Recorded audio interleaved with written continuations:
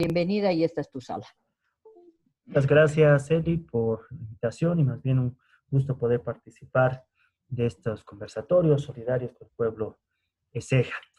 Vamos, entro de una al conversatorio por cuestiones de tiempo. Tenemos ahí una hora, a las 7 y otra programada otra charla. Entonces, gracias por su asistencia. Somos aquí poquitas, pero estamos, espero que sea también un conversatorio que pueda llenar las expectativas que haya generado en ustedes.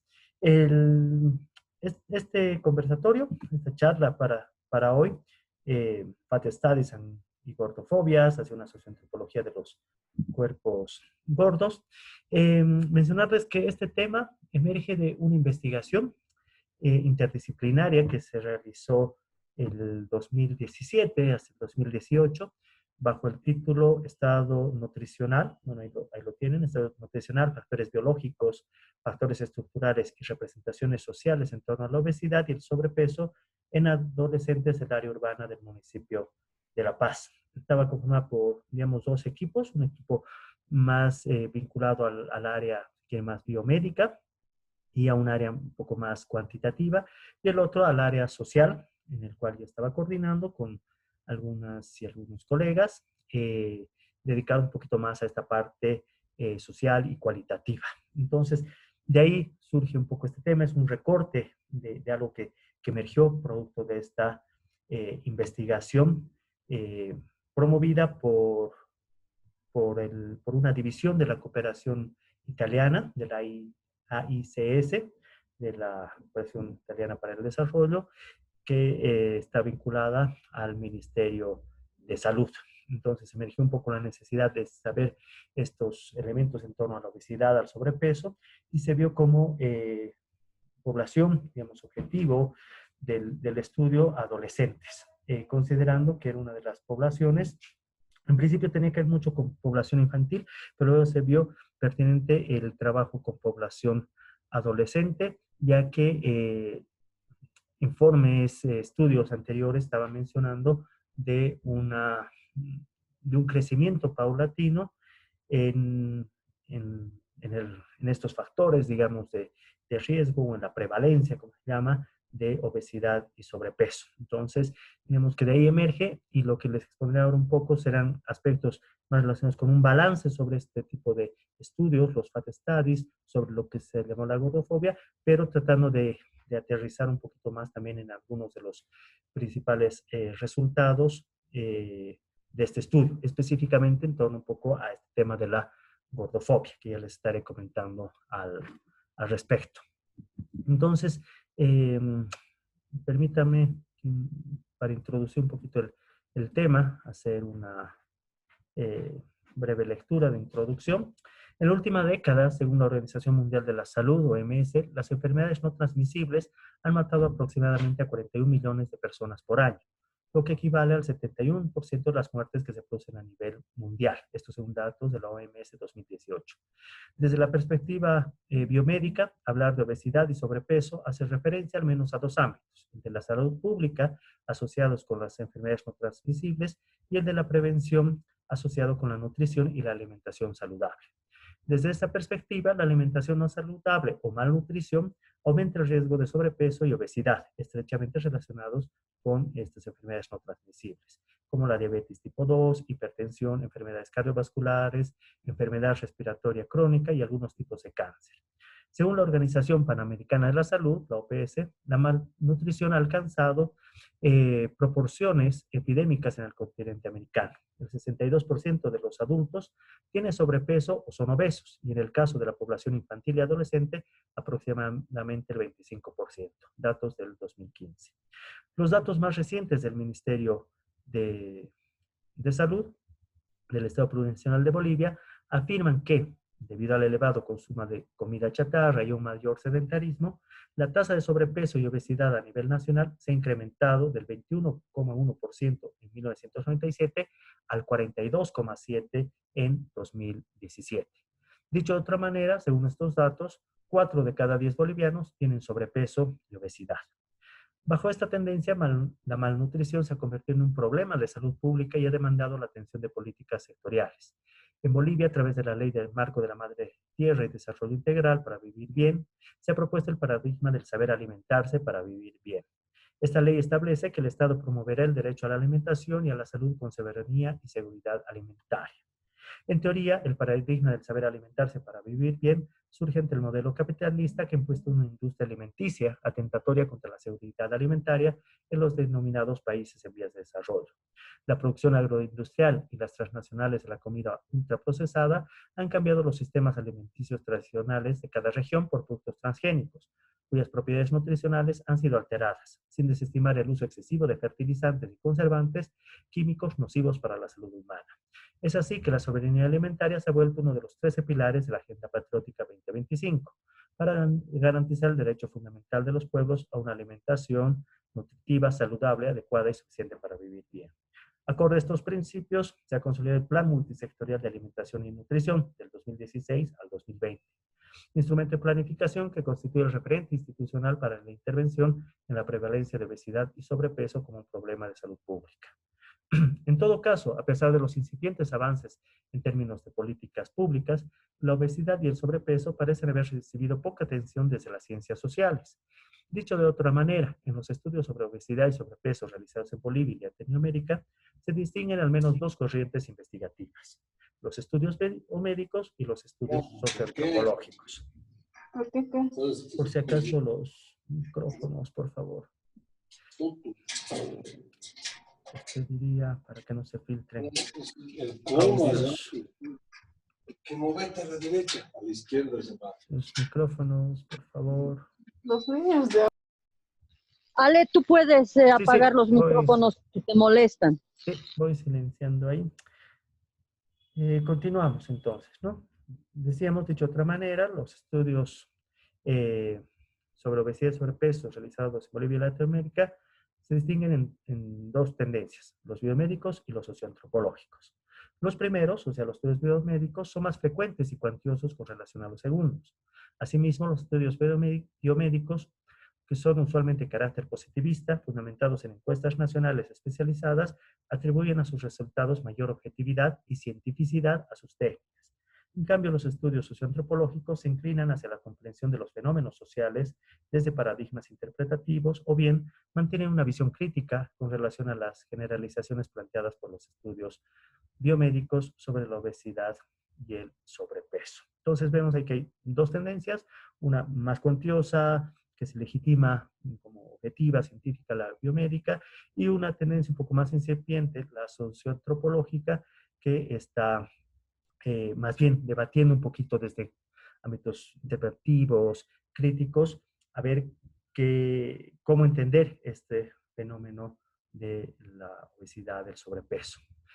Esta charla que les tengo para hoy debería estar antecedida por una otra que debía de hacerse unos días atrás, también, que era denominada McDonaldización y Coca-Colinization, que argumenta un poquito más algunos de estos elementos. En todo caso, aquí, para que se entienda mejor la propuesta de los fat studies y las gordofobias, voy a tratar de sintetizar algunas de estas ideas.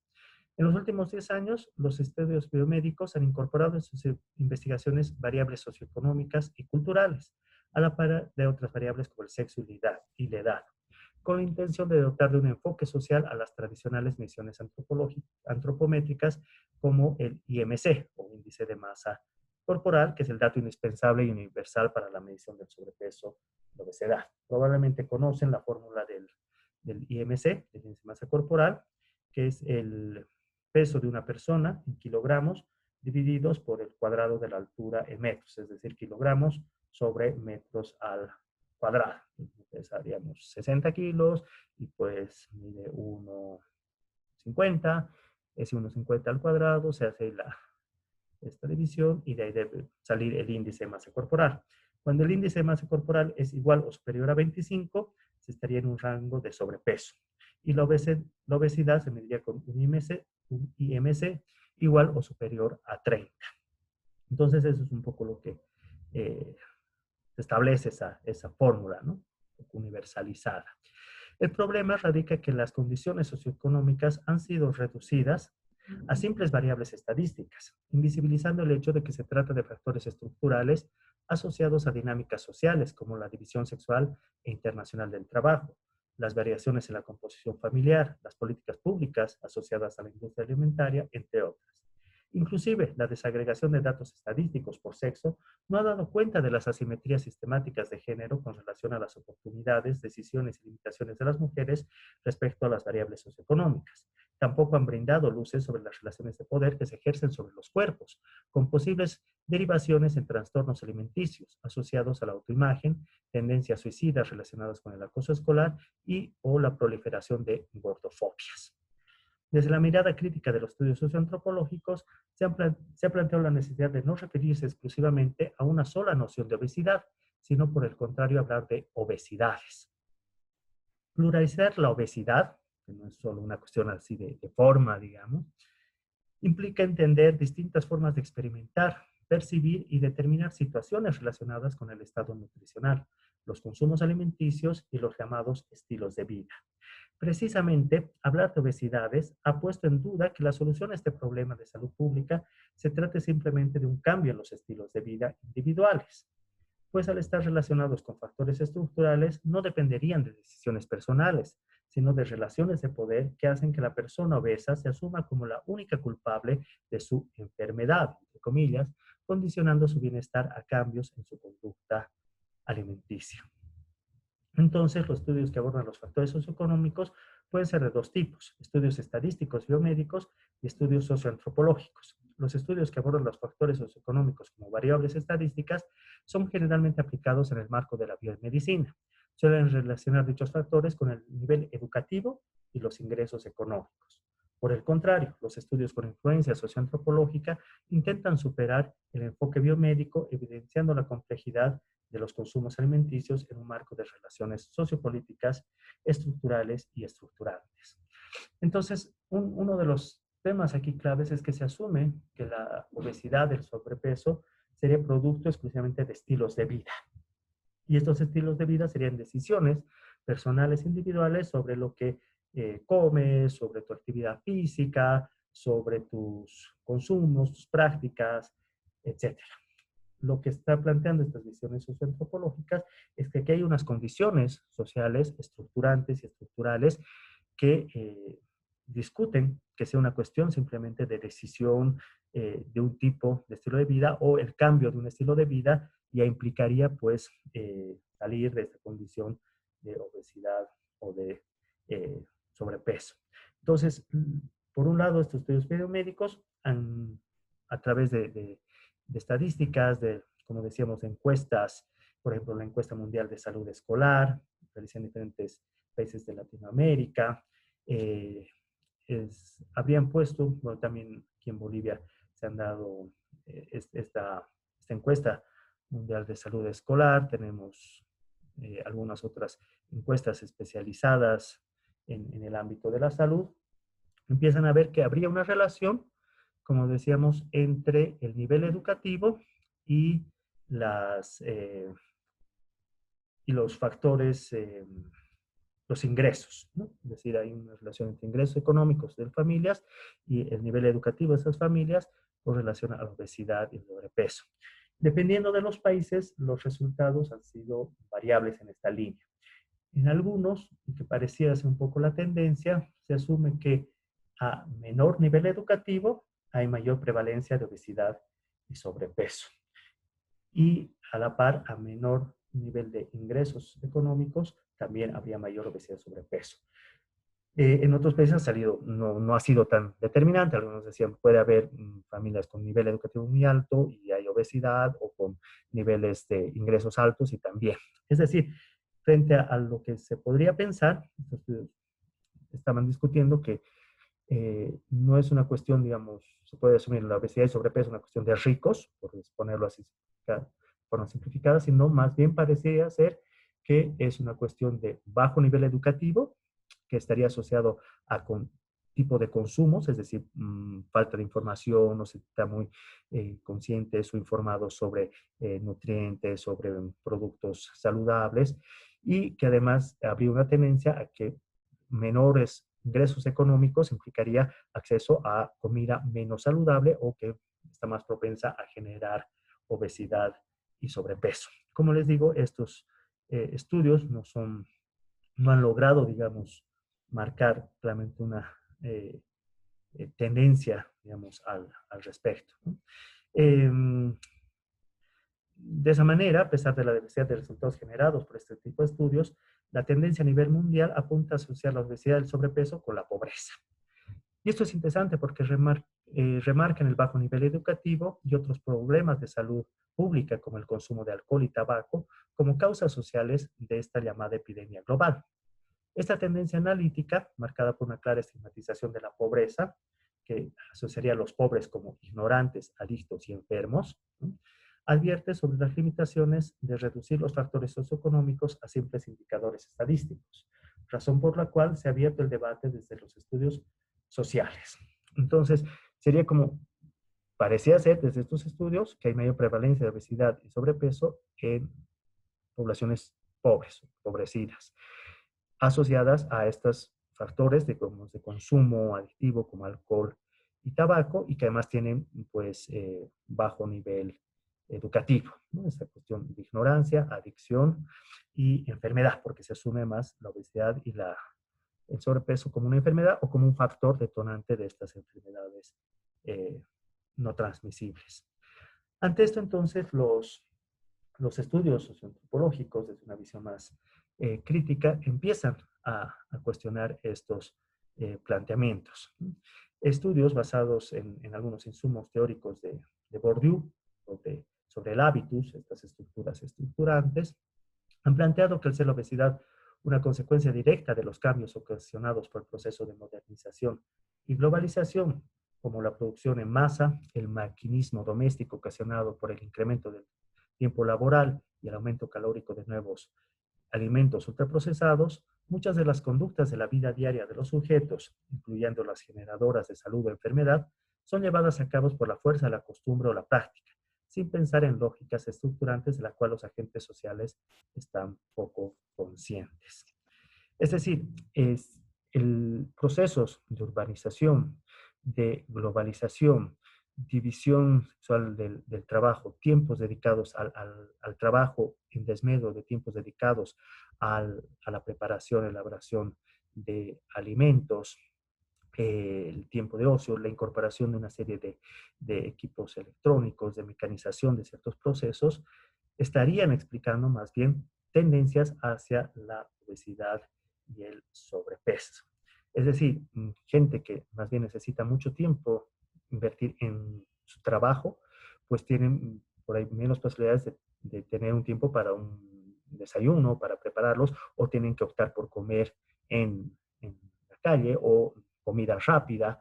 Entonces, ahí vamos viendo que esto no solo se trata de, bueno, un estilo de vida. Yo decido, pues, comerme un desayunito de manzana con quinoa, porque no tengo por ahí el tiempo, la posibilidad de acceder a eso, y tengo que acceder a lo que puedo hacer. Incluso probablemente no desayunar o no tener ese tiempo, digamos, de posibilidad para, para la elaboración de estos alimentos. Asimismo, el sedentarismo tendría que ver también con por ejemplo, población que va a pasar muchas horas quizás en transporte público, trasladándose de sus fuentes laborales a su casa, o el tipo de trabajo que tienen, la mecanización de ese trabajo, pues también implicaría esto. Entonces vamos viendo ahí cómo no había sido solo una cuestión de un estilo de vida en el cual yo puedo decidir, sino cómo se va generando esto. Por otro lado, por ejemplo, desde Bolivia, la reciente publicación de Nogales 2019, en sintonía con los estudios que hacía referencia, afirma que las dos grandes influencias que han supuesto cambios en los hábitos de consumo de las personas son la globalización y la urbanización. Según esta autora, la globalización profundizó la estandarización de la alimentación, estimando que el 75% de los alimentos del mundo provienen de tan solo 12 plantas y 5 especies animales. Asimismo, señala que producto de los efectos de la urbanización, menor tiempo invertido en la preparación de alimentos, incremento de horarios laborales, grandes distancias entre la fuente laboral y el hogar, tendencias publicitarias de consumo y otros, es que se genera un mayor consumo de alimentos fuera del hogar, que a menudo incluyen comida rápida o chatarra. Por otra parte, las relaciones geopolíticas vinculadas a la globalización y la legislación internacional adoptadas por países latinoamericanos también han sido apuntados como factores estructurales asociados al fenómeno contemporáneo de la obesidad. Así, por ejemplo, en el caso mexicano, varios autores, resaltan que el acceso e incremento en el consumo de comida chatarra estaría directamente relacionada con la política neoliberal que adoptó el país, México, a través del Tratado de Libre Comercio de América del Norte, generando alta dependencia en la importación de alimentos básicos que constituyen más del 50% de su ingesta calórica promedio. En esta misma línea, otros estudios han comenzado a poner en debate el desarrollismo, las políticas neoliberales, la redistribución y regulación alimentaria como factores socioeconómicos estructurales, dado que la elección de los consumidores no están exentas de las políticas alimentarias, las tendencias de los mercados y los avatares del capitalismo. Este tipo de enfoque permite ver más allá de las asociaciones convencionales entre la prevalencia de sobrepeso y obesidad con el nivel educativo y el nivel de ingresos económicos. En este sentido, los estudios críticos han ido cuestionando la noción de estilo de vida asociada con la obesidad y el sobrepeso, en especial porque pareciera que el consumo alimenticio trataría exclusivamente de una decisión personal, de una práctica autónoma de cada individuo. Así, por ejemplo, el estudio de Cruz Sánchez, 2013, plantea que esta percepción de estilo de vida oculta las causas estructurales y contextuales de la producción de la epidemia de la obesidad, siendo que el estilo de vida no es una elección individual libre de su entorno social, sino más bien el resultado de la posición del individuo o grupo dentro de una estructura social. Esta tendencia a descargar la responsabilidad de la obesidad en los propios actores sociales es cuestionada por González, 2019, quien plantea que los consumidores resultaron siendo los culpables de su condición y sus graves consecuencias.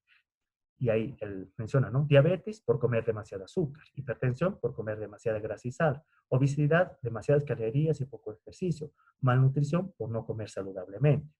En efecto, siguiendo este cuestionamiento, el descargo de responsabilidad de este problema de salud pública pareciera incluso proyectarse al ser pobre, por no ser suficientemente emprendedor y comprar para comer lo más barato. Esto significa asumir tácitamente la condición de pobreza como una de las causas principales de esta sindemia. Hay autores que prefieren utilizar este término. Entonces, vamos viendo ahí, y aquí ya no puedo profundizar mucho más aquí por cuestiones de tiempo, pero que hay condiciones entonces sociales estructurales, por ejemplo, cuestiones relacionadas con el gusto, en términos muy de Bourdieu, que no es una decisión personal, sino son precisamente estas estructuras, ahí hay capitales sociales, simbólicos, que van determinando un poco qué es lo que se debe consumir, qué es lo que se puede consumir, qué adquiere mayor valor. Un caso interesante que se ha dado en los últimos años es el de la quinoa. La quinoa entró en un proceso, digamos, de sobrevaloración, o podríamos decir que se ha incrementado su costo.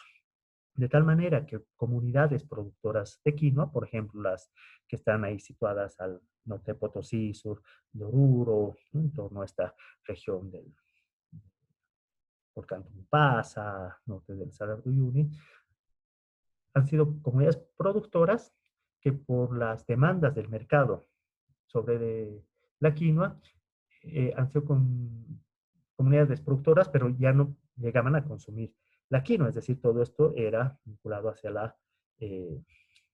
a la venta, hacia el mercado. Entonces, la quinoa ha entrado en un boom de lo que se llama incluso el gourmet andino. Se ha argumentado que este era un cereal consumido por los astronautas de la NASA, etc. Entonces, la quinoa se vuelve un factor gourmet, ¿no? De difícil acceso, o digamos no de difícil acceso, pero que ha aumentado su costo, demanda que las comunidades empiezan a exportarlas, a venderlas y a no consumirlas. Entonces vean cómo aquí se van dando un poco esos términos. Esto también está relacionado con condiciones más de tipo Pero no le vas a titular geopolítica. también.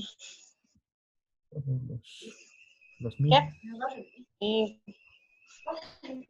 micrófonos, no sé de quién está filtrando, por favor. Entonces, decíamos también hay condiciones que tienen que ver mucho con lo que se ha llamado una colonización de la alimentación o la colonialidad alimentaria, donde esto que mencionábamos, ¿no? Son unos cuantos países los que producen alimentos, los que controlan también la circulación de los alimentos. Decíamos, el caso de México es muy interesante, donde se piensa que es una sociedad del maíz, una cultura del maíz, pues principalmente su maíz es transgénico. Y el maíz que les toca muchas veces incluso consumir es un maíz o bien el que produce transgénico para exportación o tienen que importar por estas cuestiones del Tratado de Libre Comercio otros alimentos que pues son, digamos, de mala calidad o no son tan nutritivos. Esto se puede ver entonces por ejemplo, la desaparición o la disminución de una serie de variedades, por ejemplo, de maíces, de papas, de otros, de algunos cereales, etcétera, que están condicionados justamente por esta geopolítica alimentaria o el control de los productos derivados o vinculados con el azúcar, también en grandes empresas, por ejemplo, ahí están las empresas de gaseosas, otras de cereales, golosinas, son las que mantienen cierta control, cierta hegemonía de lo que se debe consumir, lo que se puede consumir. Entonces, en esta parte me interesa destacar eso, ¿no? Frente a esta idea de la obesidad o sobrepeso como una cuestión de una decisión personal, un estilo de vida, y que, bueno, eres obeso, tienes sobrepeso porque así lo has decidido, hay condiciones estructurales, sociales y condiciones geopolíticas que están implicando eso, ¿no? La producción de obesidades, diversas formas de experimentar, de relacionarse con la obesidad. Hasta ahí un poco llego en esta parte de, que como les decía, es para contextualizar un poco más lo que quiero, eh, a lo cual quiero apuntar. Ver que estas variables del nivel educativo, ingresos económicos, no son para nada suficientes para explicar la prevalencia de obesidad y sobrepeso, y estas perspectivas para representar la malnutrición, el gusto gastronómico como una cuestión también social, que es muy interesante porque el consumo de mucha comida se empieza a dar hacia mitades del siglo XX en Occidente, debido a las crisis que se dan en Europa post Segunda Guerra Mundial, donde entonces el comer harto, o sea, cantidad, ¿no? Era visto como un poco lo ideal porque había que pues sanar esa crisis, esa falta de alimentos. Luego esto se va a ver más bien como un factor más bien popular, ¿no? Chabacano, mucha comida, y hay una tendencia hacia la gourmetización, hacia comer poco como una cuestión de prestigio social, ¿no? Comer poco, comer por ahí alimentos muy saludables, muy exóticos, preparados además por un artista, chef, etcétera, ¿no? Entonces empieza a darse unos procesos interesantes. Y el otro, el geopolítico, que ya mencionaba, que tiene que ver con estos controles de la alimentación, lo cual atañe mucho a la seguridad alimentaria y principalmente a la soberanía alimentaria, que qué es lo que consumimos está determinado pues también por esas relaciones geopolíticas sobre en torno a la industria alimenticia. En ese sentido, entonces, decíamos que otra línea, parte del gusto gastronómico, la geopolítico, la colonialidad alimentaria, es este tema de los fat studies, estudios de la gordura, se puede decir, y las gordofobias, muy relacionadas con las representaciones sociales del cuerpo. Allá por los años 60, 70, en Estados Unidos empieza a surgir lo que se llama el activismo gordo. Es decir, personas, y ahí vamos a distinguir un poco lo que es obesidad, sobrepeso de lo gordo. Es decir, la obesidad y el sobrepeso han tenido una carga muy fuerte, digamos, de esta mirada biomédica en torno a estos cuerpos con unos índices de masa corporal, que ya los hemos explicado. Y lo gordo, más bien, que tiene que ver mucho con esas perspectivas, esas representaciones, esos imaginarios en torno a los cuerpos. Entonces, este activismo gordo, más bien, empieza a reivindicar esa diferencia corporal frente a patrones un poco normativos, ¿no? De un tipo de cuerpo que se asume delgado, saludable, un cuerpo además que es usualmente además está racializado, ¿no? Un cuerpo blanco, digamos, un cuerpo además que tiene cierto nivel educativo para poder decidir sobre lo que consume, frente a otros cuerpos que pues eso, ¿no? Consumen lo que pueden, son de alguna manera culpables de su propia enfermedad, supuestamente la obesidad, el, el sobrepeso. Entonces empiezan a reivindicar un poco el cuerpo gordo como un activismo que entra muy en la línea luego de lo que va a ser los movimientos, por ejemplo, gay, lésbicos, transexuales o del llamados capacitismo, ¿no? De las personas con discapacidad, porque incluso se asume también en un momento personas con obesidad especialmente que pueden entrar dentro de esa categoría de personas con discapacidad. Entonces, frente a esos patrones, esos modelos normativos de unas formas de un cuerpo, lo gordo pues termina siendo lo anormal, termina siendo lo indeseable, termina siendo lo poco saludable, algo que hay que erradicar. Eh, entonces, este activismo gordo empieza a cobrar cierta fuerza, primero en Estados Unidos, luego en Inglaterra y en Europa, y de ahí surgen los primeros grupos de estudio que van a ser denominados Path Studies, que justamente empiezan a cuestionar esto, ¿no? Esas visiones universales de obesidad y sobrepeso. No quiere decir que no existan estas condiciones, pero empiezan a ver cómo se están experimentando desde esos diferentes cuerpos. Dicho de otra manera, no es lo mismo, pongámoslo así, en términos un poco a lo Stuart Hall y como Silvia Rivera en algún momento también mencionaría, no es lo mismo ser un varón blanco eh, con dinero y gordo que una mujer indígena, morena, pobre, gorda, ¿no? Son realmente condiciones y son formas en las cuales se están viviendo diametralmente opuestas las obesidades o el sobrepeso. Eh, para operativizar un poquito esto, hemos partido en este estudio que les mencionaba de una definición, un poco de una forma de cómo opera la gordofobia. Entenderemos entonces que la gordofobia es ese rechazo, esas prácticas de discriminación hacia las personas gordas o hacia estos cuerpos que rompen un poco con esos paradigmas, esos patrones normativos de un cuerpo joven, saludable, aceptable socialmente, ¿no? Entonces, hemos tomado de Magdalena Piñeiro, un texto que se llama Stop Gordofobia y las panzas subversas.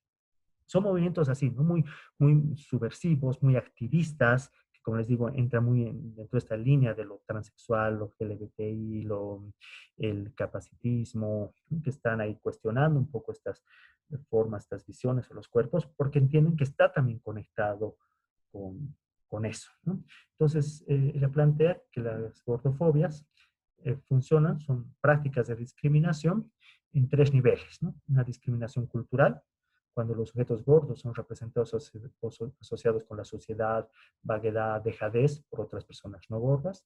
La discriminación institucional, cuando los sujetos gordos son excluidos de espacios que no están adecuados para sus cuerpos, e incluso vemos, digamos, infraestructura, asientos en servicios públicos, baños, ¿no? El transporte público, etcétera.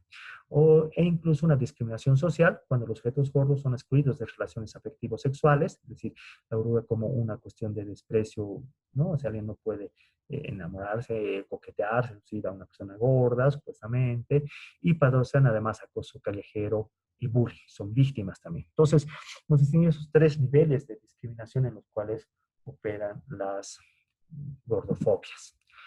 Aquí ya voy, entonces ahí hemos hecho un paneo hasta aquí muy rápido, cuestiones de tiempo, de los antecedentes sobre obesidad y sobrepeso, rompiendo, cuestionando un poquito estos paradigmas biomédicos, de la obesidad como una cuestión universal y ciertos parámetros. Hemos visto algunos debates, discusiones en torno a estos factores socioeconómicos o políticos desde estas visiones socioantropológicas y estamos entendiendo entonces que esta línea de la gordofobia en realidad surge del activismo gordo y los estudios o los fat studies como una respuesta para ver las vivencias propias de personas gordas que estaban pues viviendo esas obesidades, esos sobrepesos de distintas maneras y estaban siendo en muchos casos también, digamos, víctimas o estaban siendo sujetos de algún tipo de discriminación.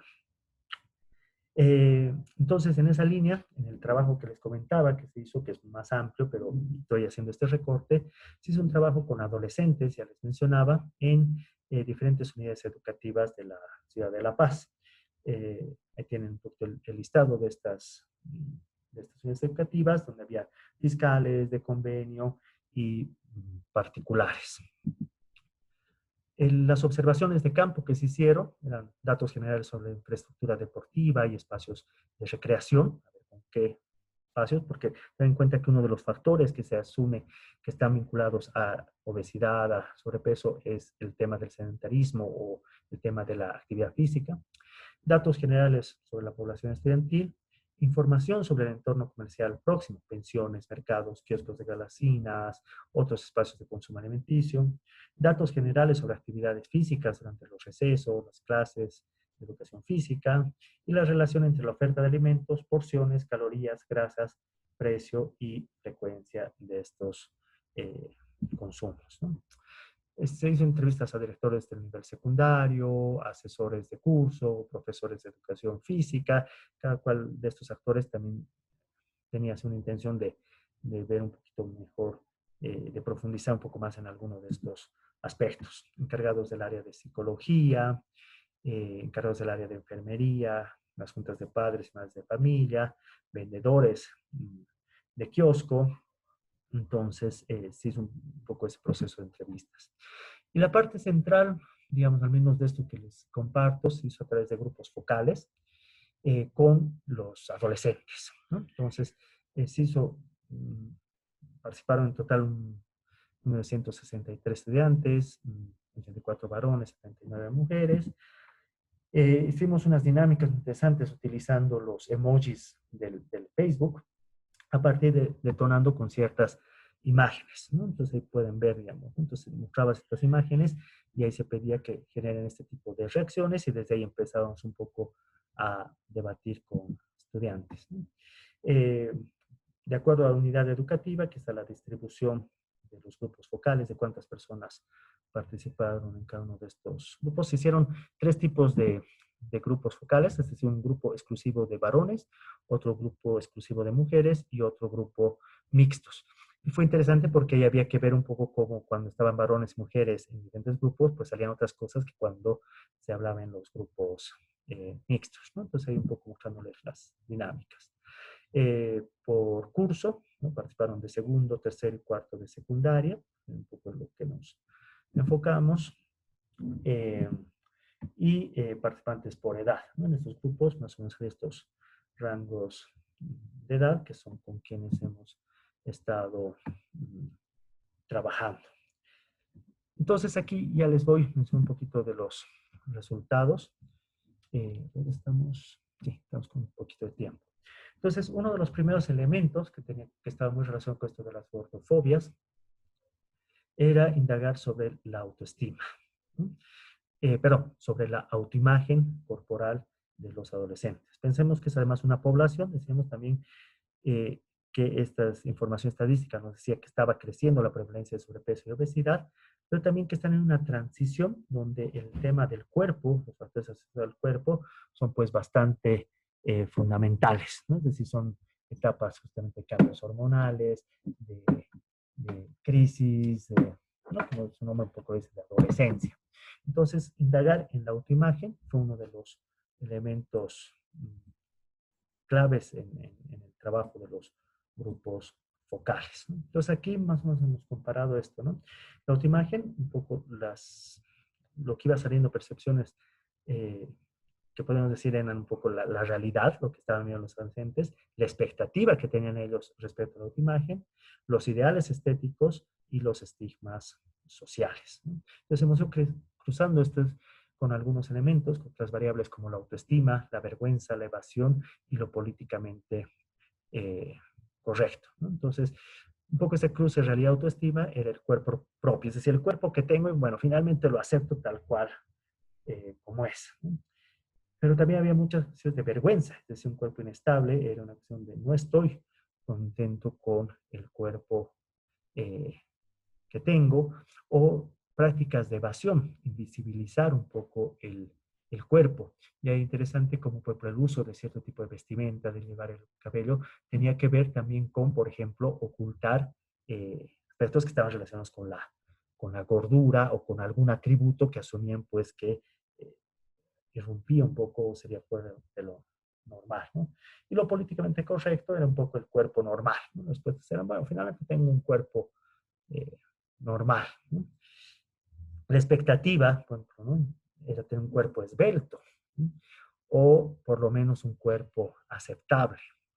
En términos de evasión, más bien era visibilizar ese cuerpo y había quienes, digamos, dentro de un discurso un poco más políticamente correcto, hablaban de un cuerpo sano o saludable. En los ideales estéticos, el cuerpo modelo, y ahí entra mucho el tema de la publicidad, de todos estos elementos que circulan también como imágenes, pues ese cuerpo modelo, que era como, este es el ideal estético, ¿no?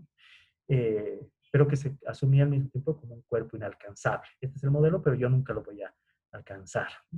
Me basó el cuerpo virtual, el uso por ejemplo, de Photoshop, las imágenes, ¿no? De perfil de Facebook, de las redes sociales, las selfies, todo eso era modificaciones de esas apariencias y muchas de ellas tienen que ver con reducción de las formas corporales, ¿no? Adelgazamientos, estrechar cinturas, intervenir un poco eso, ¿no?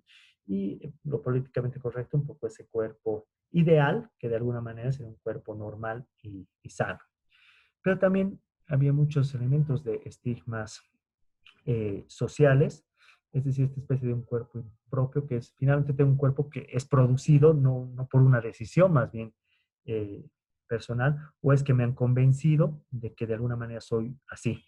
Salió mucho, especialmente en el grupo de mujeres, que el espacio donde más se estaba cuestionando, interviniendo sus cuerpos, interpelando sus cuerpos, eran las familias, más que el colegio. Es decir, eran las familias las que estaban diciendo, pues estás gorda, no te entre eso, porque estás gorda, deja de comer tanto.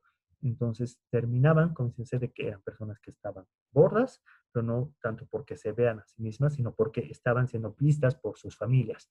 O también se mencionaba por el comercio de ropa, que le decían, no hay esa talla, adelgaza primero y vienes y te compras esto, estas tallas no llegan aquí, vas a tener que hacerlo arreglar con un sastre, con un confeccionista, etcétera, ¿no? Entonces, esos estigmas sociales empiezan a crear esos cuerpos, ¿no? Es decir, entonces ya no es un cuerpo, sino es una construcción desde esas miradas otras, ¿no? Y a veces eso también pasa un poco en las clases de educación física, ¿no? Porque no juegas bien, no haces bien deporte porque estás gordo, estás gorda, etc., ¿no? El tema del cuerpo racializado es interesante porque esto que les mencionaba, ¿no? Empieza a vincular mucho ciertos atributos, ciertas características físicas, tipo el cabello, el tipo de la nariz, el color de la piel, que empieza a relacionarse con eso que termina siendo un poco más inaceptable, ¿no? Ese cuerpo gordo, moreno, con ciertas características, pues está más lejos de esos modelos normativos, ¿no? Ese cuerpo censurado, que entra un poco también en esa idea de lo que es inaceptable, que tiene que ver mucho también con relaciones de pareja, relaciones de sexualidad, y bueno, un poco ese cuerpo neutral que no se define ni a un lado ni al otro. Entonces hemos hecho también un trabajo interesante de relaciones semánticas, con qué asociaban, por ejemplo, obesidad o sobrepeso. Ahí salía que no había una distinción clara entre sobrepeso y obesidad, se lo tomaba ambos casi como sinónimos.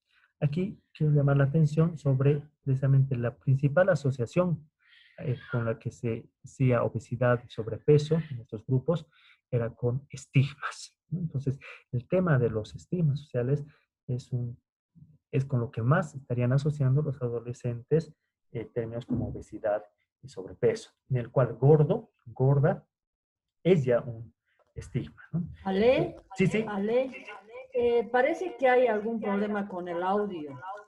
Ya, Me no dicen que está. no se te está escuchando. A ver, reviso un poco esto. Hola, hola. ¿Tú me escuchas bien, Eli? Yo te escucho. A ver, los otros compañeros. Sí, por aquí también se escucha. ¿Te escucha, Lick? ¿Estamos? Ya, entonces estamos Ya, entonces está bien. bien. Bueno, Se entonces, escucha, licenciada, se escucha. muy bien, gracias.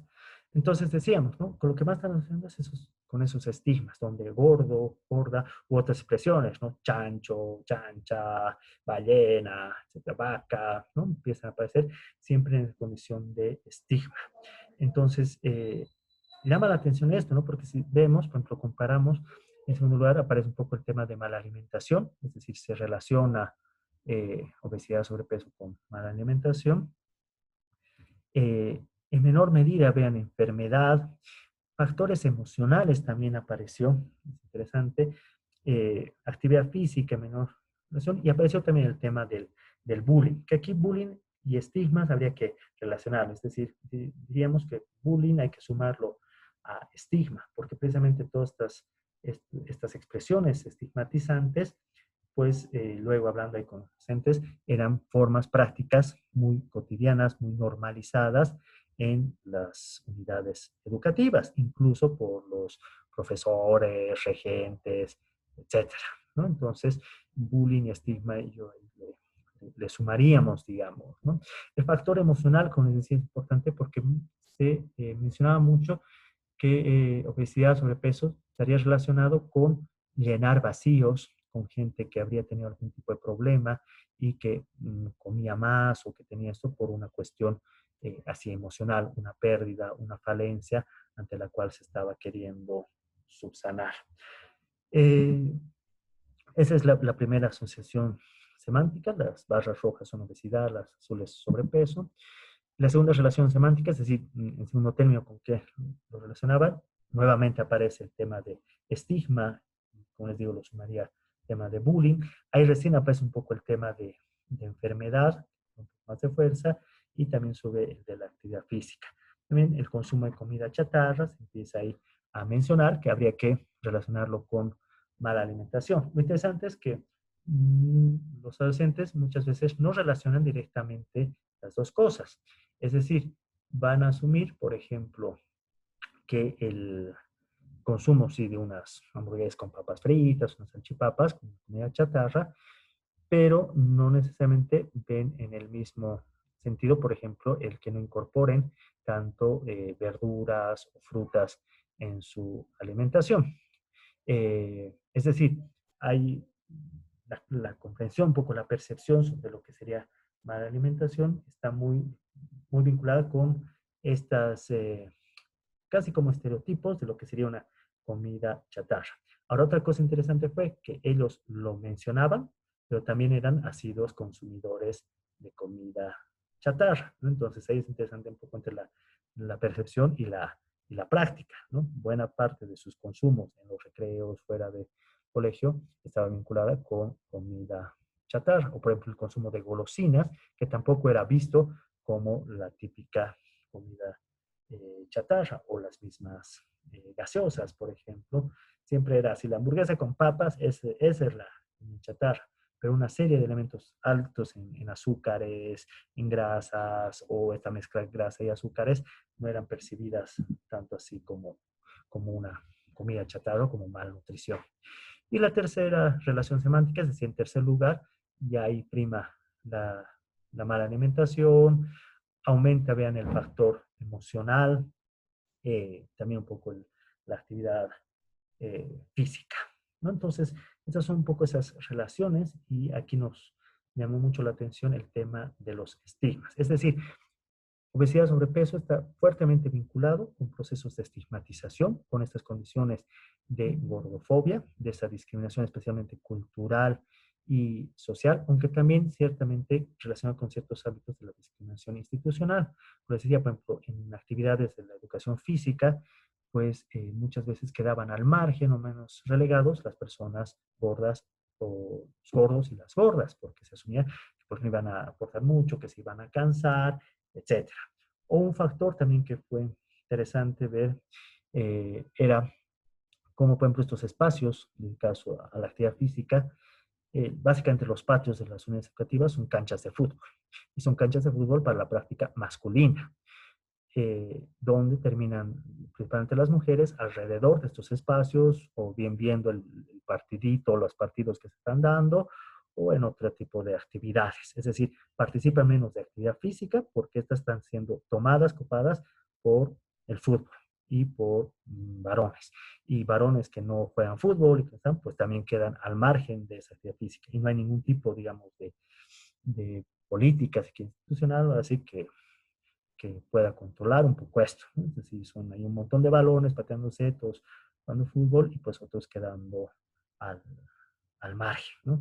O, por ejemplo, la regulación de venta de alimentos, si bien ha habido un cierto control, pues también al mismo tiempo el control que puede ser una educativa es al interior de su infraestructura, de su espacio, a lo mucho puede influir un poco en lo que sería alrededor, pero pues se daban estos mecanismos también pues si se quiere, un poco de contrabando, de incorporación también de todas estas golosinas, de todo eso que en algún momento, algún día se había controlado, pues igual esto se filtraba. Ahí tienen un poquito las series semánticas, ¿no? eh, respecto a sobrepeso, por ejemplo, ¿no? Con que ha sido lo que más se ha relacionado. Vean que mala alimentación y estigma y lo emocional están ahí en el mismo lugar, con relación a la obesidad, el estigma es lo que prima y los factores emocionales. Es decir, en vez de partir de ideas de ya, obesidad es una enfermedad o es causada por sedentarismo, es cómo estos adolescentes han ido percibiendo a partir de las prácticas también cotidianas que se han ido dando en sus espacios, principalmente, ¿no? Educativos, el colegio, relacionados con lo familiar, o entornos de sus pares, con qué están asociando, con qué están relacionando, nos dice mucho de cómo está operando, cómo se está concibiendo, pero qué prácticas también se están dando en torno a obesidad y sobrepeso. Este esquemita un poco ahí para resumir, entonces, con lo que más se relaciona obesidad y sobrepeso es en primer lugar con estigmas, estos estigmas sociales asociados a las gordofobias.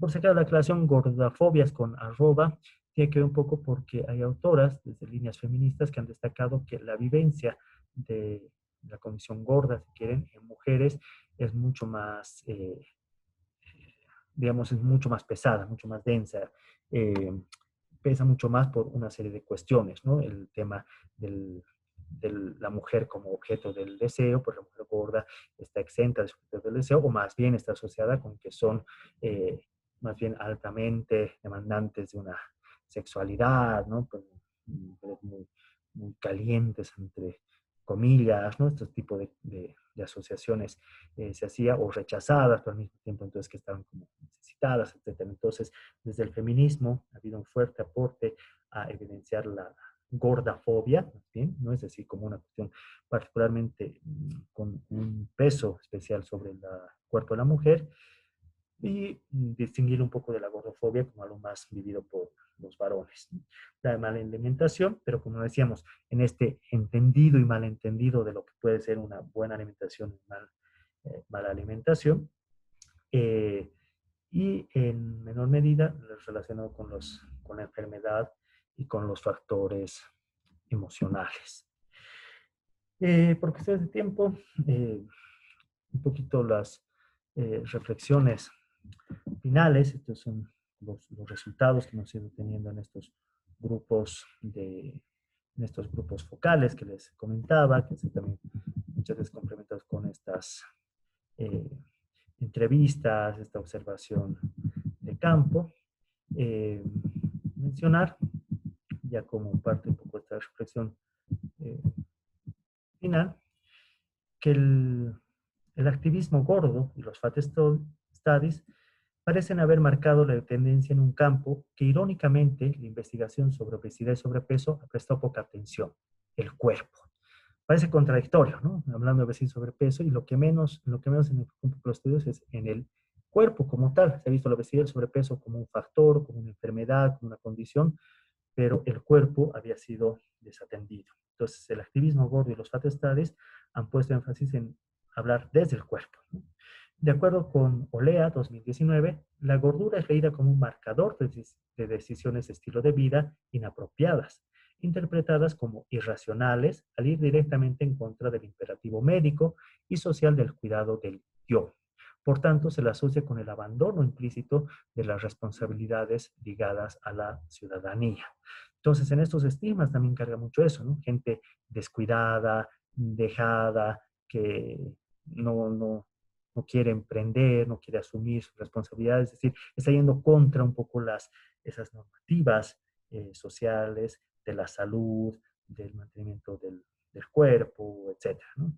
Esto quiere decir, entre otras cosas, que en los últimos años no se habría producido solamente una medicalización de la nutrición, que es lo que entenderíamos un poco como esa visión biomédica sobre obesidad y sobrepeso, sino también una normalización del cuerpo saludable en términos biomédicos y morales, ¿no? En términos morales decimos como un deber ser, y en términos de lo nutricional, que sería esa visión medicalizada de lo que es un cuerpo saludable y que en el cual un cuerpo gordo pues es algo así como no saludable, como algo que atenta contra la salud y peor aún, que ese atentado contra la salud es propiciada por la misma persona, ¿no? Es la misma persona que de esa forma irracional, entre comillas, está atentando contra su salud, por tanto está atentando contra ese deber ser social.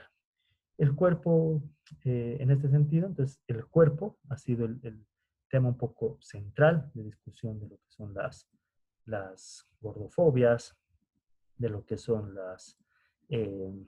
los fat studies, y podríamos decir que el cuerpo gordo es inapropiado, incomoda e irrita.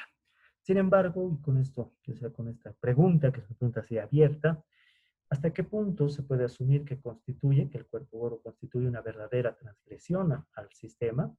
Y hemos visto estas estructuras sociales, a estas cuestiones políticas, o que simplemente es un hijo no reconocido del capitalismo tardío. Es decir, es un producto, ¿no?, de estas condiciones desde el capitalismo tardío que han generado de alguna manera, con el cuidado de que se malentienda la expresión, un engendro, digamos, de lo mismo que está propiciando el cuerpo.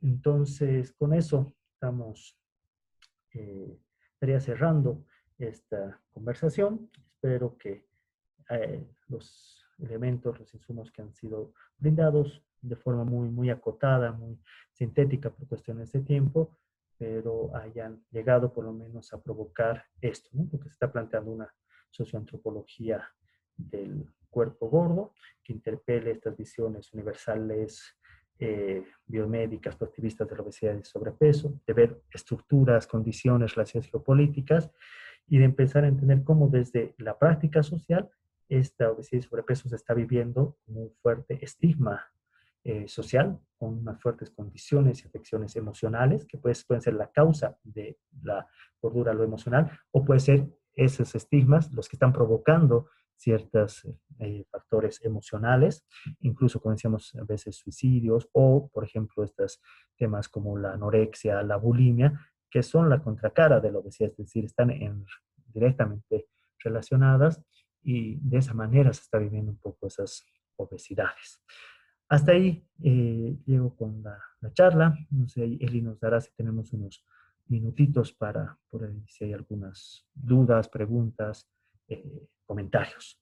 Muchas Sí, gracias por su atención.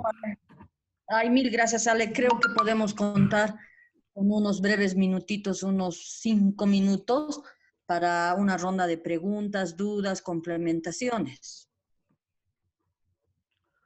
Ok, por ahí entonces, si hubieran comentarios, aportes, algunas preguntas al respecto, bienvenidas sean.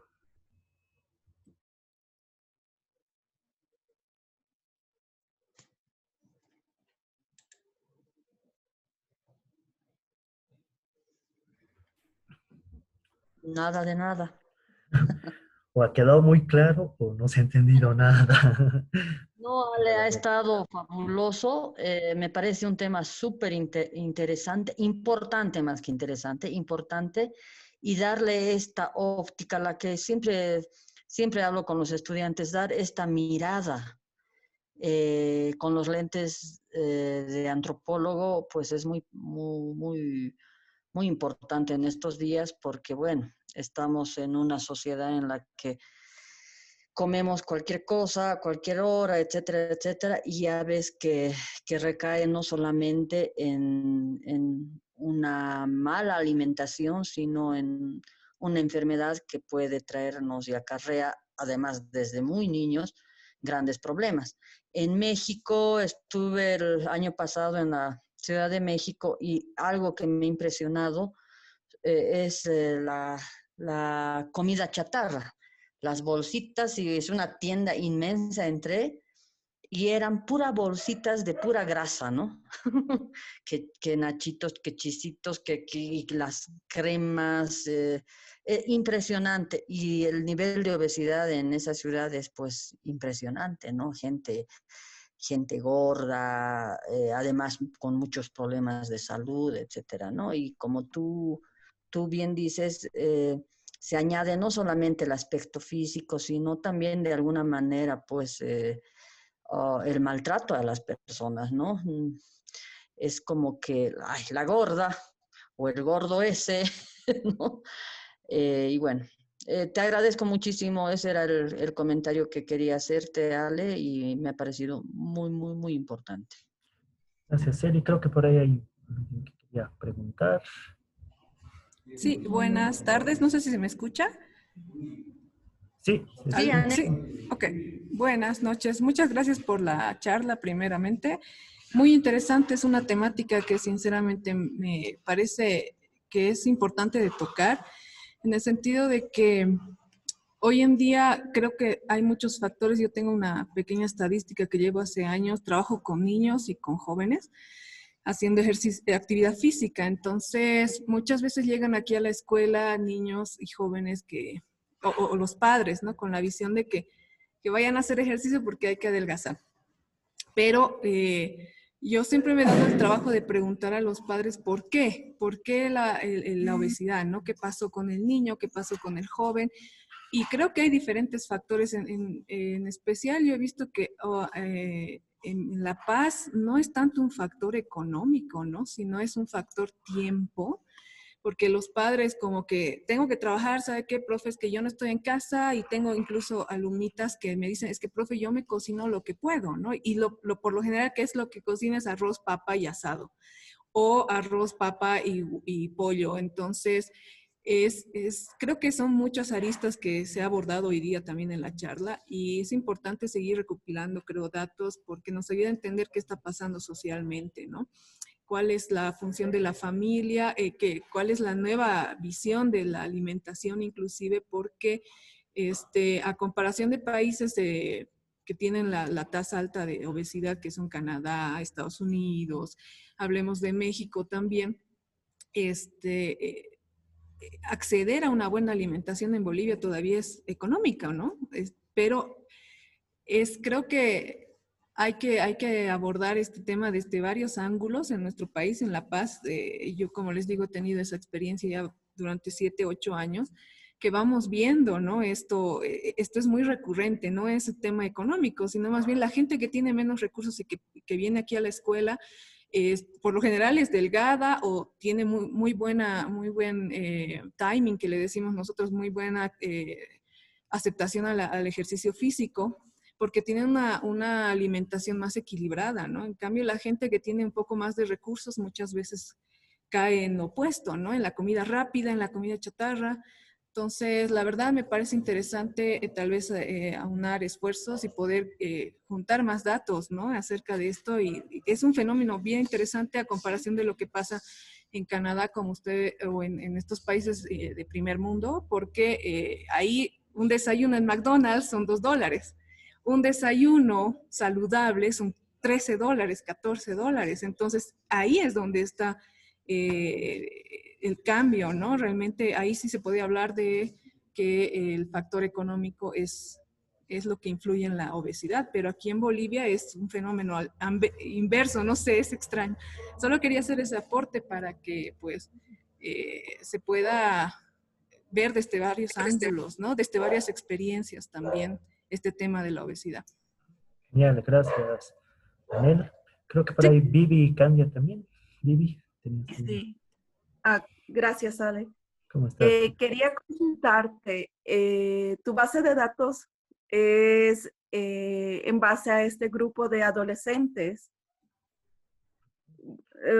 porque bueno, yo trabajo en área rural, en un colegio de primaria, donde hay un servicio de comedor y se insistió en el menú de comedor poner verduras y fruta como postre, no se da un flan, no se da. Gran mayoría de los niños aceptan el menú, hay otros que por costumbre o por los hábitos que tienen en familia, en la casa, pues no están habituados a comer tanta verdura, pero igual se tolera que no coman en el comedor, ¿no? Que no terminen su plato. Es área rural, estamos rodeados de campos, de huertos, pero las cocineras están por sistema, están obligadas a comprar de supermercados. Ese es el otro punto. Se puede controlar la alimentación a nivel primaria, pero ya a nivel secundaria, ya no, los jóvenes, los adolescentes, aquí en mi área, bueno, vivo en España, en Granada, ya están, ellos deciden su alimentación. Entonces entran a nivel de marketing. Ellos se dejan llevar por el consumo que les llega por las redes sociales o por la televisión. Entonces todo el trabajo que se hace en primaria, pues queda casi destruido en secundaria. Y bueno, no sabemos el nivel de los hábitos y costumbres de las casas, ¿no? Entonces, también va alterando la alimentación. Entonces, quedan como adolescentes, algunos muy delgados y otros gordos. No se maneja mucho la discriminación. Todavía hay una tolerancia porque no hay una extrema gordura, no hay una extrema delgadez. Pero sí, como, bueno, sí, estoy de acuerdo en que sí es un producto del capitalismo, total. Entonces, sí, muchas gracias por tu charla, ha sido muy nutritiva y comparativa y para la experiencia. Gracias, Un saludo. Vivi. Igual, gracias, Vivi, qué bueno verte desde el Chaco, que no nos veíamos. Hay solo unos comentarios rapiditos. Sí, en este caso, este estudio marcó en el área urbana, en la ciudad de La Paz, tratando así, ¿no? De ver un poco esos colegios privados de convenio, colegios particulares. Como decíamos, parece ser un factor muy fuerte de esta tendencia hacia la obesidad, el sobrepeso, la urbanización, estos procesos de globalización, como decíamos, ¿no? Y ahí también, como comentaban, por ejemplo, el menor tiempo de pasar en familia también va a implicar mucho eso, ¿no? Es decir, sabes que están trabajando eso, entonces no hay ya un control, digamos, si quieren, sobre lo que se alimenta, sino se come lo que se puede, o si tienes un poco más de recursos económicos, pues comprate tu almuerzo y te vas a ir a comprar pues tu pollo frito, algo que además es accesible ahí en todo lado y además viene con toda una carga de marketing, etcétera. Es eso, ¿no? Vean, así, un plan familiar de fin de semana se vuelve a irse a un patio de comidas, donde lo que principalmente tenemos es comida ultraprocesada, chatarra, etcétera, que viene además acompañado de eso, ¿no? Con salas multicine, que pipocas, que esto, que lo otro. Entonces es el plan de entretenimiento, es decir, la comida se ha vuelto también un entretenimiento y en algunos tratos un entretenimiento bastante poco saludable. En otros, más bien, esa comida muy saludable, gourmet, también de un alto costo, ¿no? Entonces, creo que es importante eso ver. De todas maneras, por ejemplo, aquí, revisando los estudios, también se cae a veces en idealizaciones, por ejemplo, del área rural en los Andes, donde se dice, no, pero aquí comemos muy bien, que tenemos chuño, que tenemos quinoa, etc. Y una vez frecuentando también esas áreas rurales, pues lo que más consigues en la venta y en eso es pollo frito, ¿no? Y es un poco también de acceso, entonces a veces se cae también esa idealización o el uso muy frecuente de carbohidratos, arroz, fideo, papa, está en todas las comidas, muy pocas verduras, muy pocas frutas, entonces se cae a veces en también esas idealizaciones como que, ¿no? En el área rural andina estamos bien alimentados y más bien hay muchos casos de una tendencia muy fuerte al consumo de carbohidratos, y además, pues, Coca-Colas, Coca-Quinas, Pepsis invadiendo todo aquello, incluso como un factor a veces de prestigio, ¿no? Y estudios bien interesantes en otras regiones que, por ejemplo, comer carne es un factor de prestigio, ¿no? De que más bien comer verduras, eso es como, no, no es tanto, ¿no? Entonces, va a depender mucho también de esas tradiciones, esas tendencias, la cuestión publicitaria. Y sí, un poco se hizo la elección también de adolescentes por esto, ¿no? El niño, los infantes están como también más determinados un poco por los padres. El adolescente ya un poco se libera, y una de esas formas también de cobrar cierta autonomía es decidiendo sobre lo cual quiere comer y sobre lo que decide que va a comer. Entonces ahí también entran estos factores y cómo se van volviendo también estos estigmas. Es un tema amplio, pero qué bueno que haya así resonado con estos elementos. Les agradezco por esos comentarios y esperemos que podamos seguir aportando, avanzando en esto. Gracias nuevamente. Gracias, Ale. Linda charla. Espero pues que no sea la primera ni la última vez que hablemos sobre el tema. Creo que hay grandes retos para seguir, para continuar. Y bueno, agradecer a todos y todas también por la participación, como había dicho al principio, y sean bienvenidos y bienvenidas siempre. Agradecemos a Alejandro Barrientos, al Instituto de Investigaciones Antropológicas y Arqueológicas, y bueno, estamos en familia y que sea por una buena causa. Muchas gracias, Ale. Gracias. Chao, chao. Hasta luego. Gracias. Gracias. Gracias. Hasta luego. Hasta Muchas luego. gracias. Muchas gracias. Siempre me lío. Ajá.